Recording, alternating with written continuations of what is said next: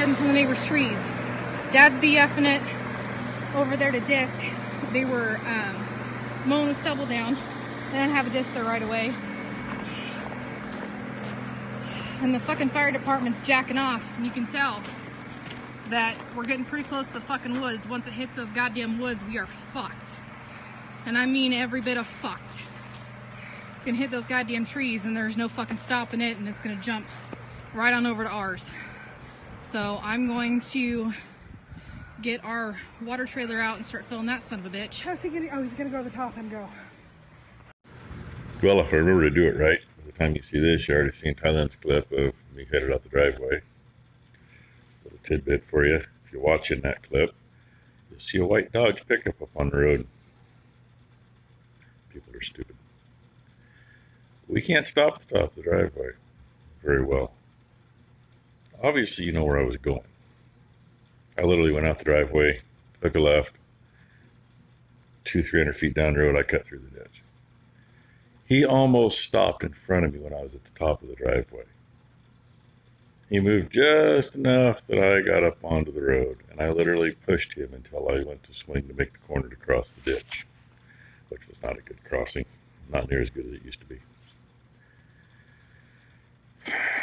Little things that didn't make the video last night. Part of the reason is when I pulled out of the field over there to come down the road and not back the way I came, I apparently double bumped the frickin' phone. I had a 1-second video and a 2-second video with absolutely nothing to it. News crew was there. I was being nice, sneaking around. I was going to kind of show that they were there. Yeah, it didn't happen. God decided he didn't want that part of the video. I don't know why. For those of you that don't know, I spent 20 years as a firefighter in this county with 2 different districts. We used to fight a lot of field fires. I mean, it was nothing to have probably 10, 15, 20 field fires at least every summer per district. There was probably hundreds of them throughout the county. This county and the next county anyway. And we had what they called front pumps.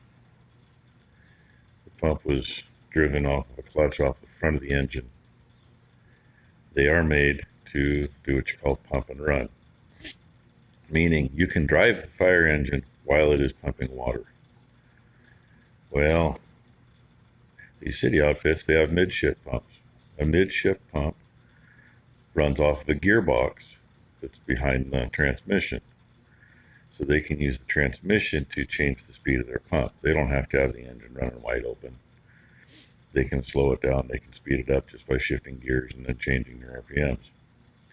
The issue with those is that gearbox changes the power from the transmission to the rear end to power to the pump.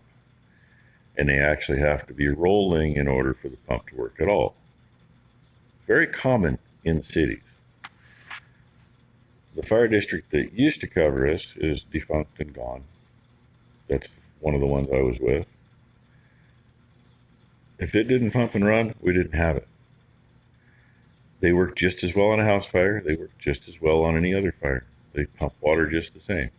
The exception is you can move while you're pumping water. And we had cages up on the front bumper. Keep in mind the pump's on the front, so you got an extended bumper. Be like a cement mixer, where their pumps are up, their hydraulic pumps are up on the front, so they got a big bumper that sticks out. Same idea. Just had a cage there. Guy got in it, had a short line that came right off the pump. And with a person in that cage, he's right there. He can see what he's doing. Even when you're smoked in, you can see what you're doing. Then they got away from the cages. Oh my God, that's not safe. We never ran anybody over. Didn't run anybody into any trees. Didn't kill anybody in a cage. That's not safe. Oh, we wore our air packs and stuff. A lot of times we never did. Nobody thought about it for years. You just jumped in and you did it. Then they got to these automatic nozzles. So a guy sits in the cab with 2 little joysticks, and it's all remote control. That's great. The nozzle is 6 feet ahead of the guy running it. The hood's blocking half his view. Are they a bad thing? No, they're not. Honest. I think they're a good thing. I think they're pretty neat. I never got good at running one. You know, I didn't play video games, so I just didn't get good at running one. That's what it comes down to. Anyway, a couple things really pissed me off yesterday. I suggested to, I believe the person was the one that was in command at the fire scene yesterday when he was leaving. I could be wrong. He might have just been captain on one of the rigs. He was kind of a cocky asshole. He was in the wrong company to be a cocky asshole. And I didn't even get a thank you out of him. I got a thank you out of damn near everybody else that was there that slowed down and talked. I mean, I got, you know, and nope, wrong one. And I got a lot of this. And a few of the guys, when they were leaving and had to go past me because I was talking with the farmer that farms that, they stopped and got out and thanked us. Hey, cool, awesome. Those guys aren't stupid. They know what they're doing. They just don't have the right equipment. You can't run city equipment and do rural firefighting. And the scary thing is, this is a very big district, and they keep taking over more and more rural areas. So, let that sink in for a minute. Happens to be the same district that now has where Ron lives on the other side of the hill to our south. Very large area. There's a hell of a lot of farm ground, a hell of a lot of timber. I mean, a city engine on a forest fire, if you can keep them on the road, they're fine. Because you park and you pull line down into the canyon. You split the line off into smaller lines. I mean, forestry, their engines will move while they're pumped because they've got an auxiliary pump on them. They're not part of their unit. It's all on the back. And they do that. They'll stretch an 1.5-inch line down into a canyon and split it off into 5 1-inch lines, and put 6 or 8 guys down there. You can put a lot of fire out that way. But in the meantime, bad situation, wrong equipment. And the arrogant asshole, I told him, I said, why the hell did you guys get rid of all the stuff that could pump and run? Oh, we've got these brush rigs. And I said, yeah.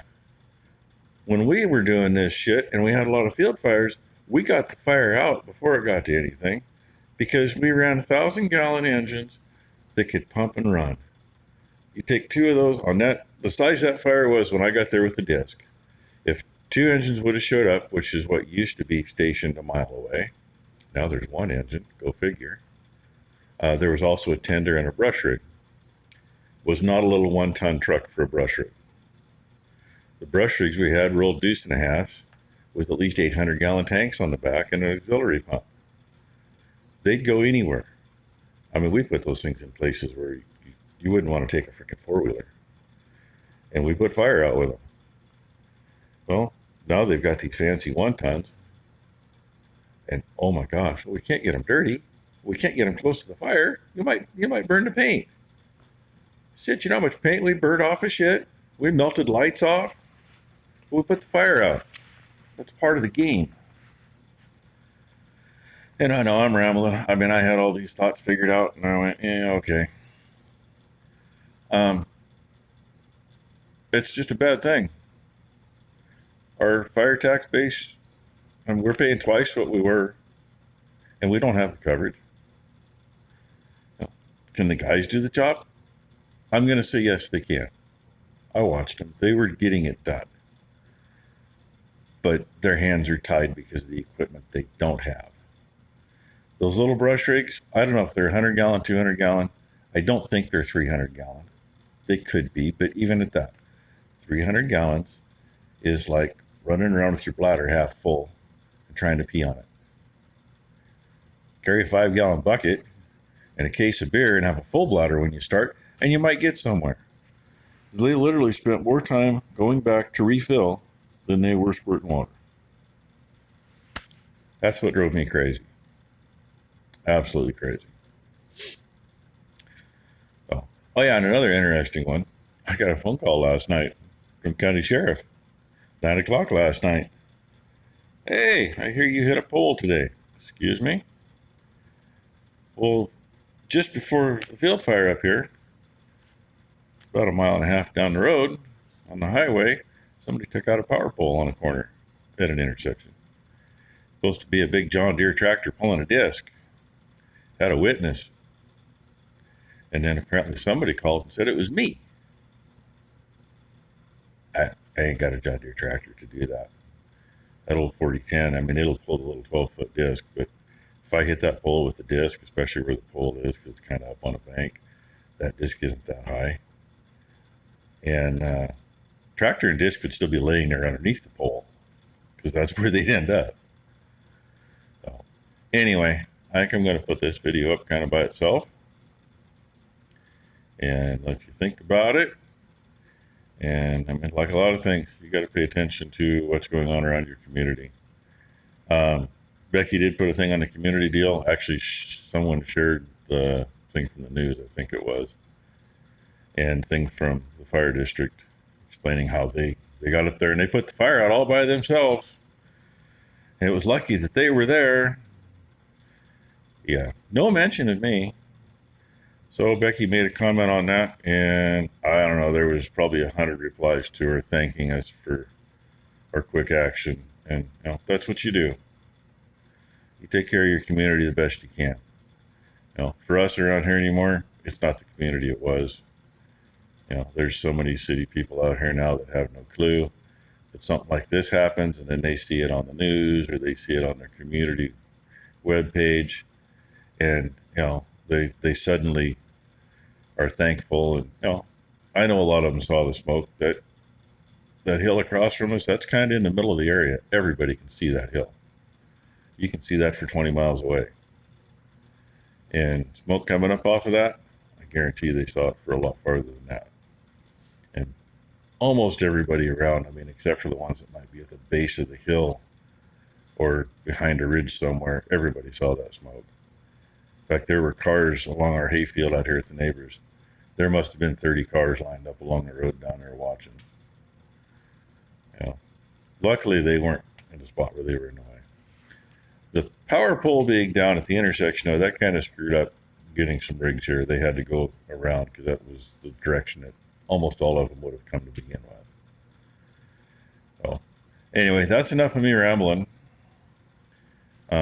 If anybody from Tualatin Valley Fire and Rescue sees this, why don't you guys pull your heads out of your frickin' asses? Get rigs that'll pump and run. I mean, hell, when you took over District 2, they were handed to you. Almost new, some old stuff, it all ran. You know, it's just too bad that not all of your engineers had a clue how to run something that was more than 20 years old with no electronics. I don't get it. You know, you're supposed to be protecting the community. It's what you paid for. And then, hey, 2020 proved that you didn't have it figured out. Fire that shouldn't have made it more than 10 acres made it, what, 300-400 acres at least? Into some heavy brush, and it never should have gotten into the brush. And this, hey, that just proved it more. Another 5 minutes and that fire would have been up into the timber above it. And I know what's in that timber. And it's all dry. It would have flashed right to the top of the hill. Would have took our field on the other side. Probably would have taken at least 3 or 4 houses before anybody had a spot where they could even slow it down. Think about that. Thanks for watching, everybody. Have a safe weekend. And remember, when it is freaking hot and dry outside, be careful. I mean, this was caused by the mower hitting a rock. It happens. Now, it's happened for years.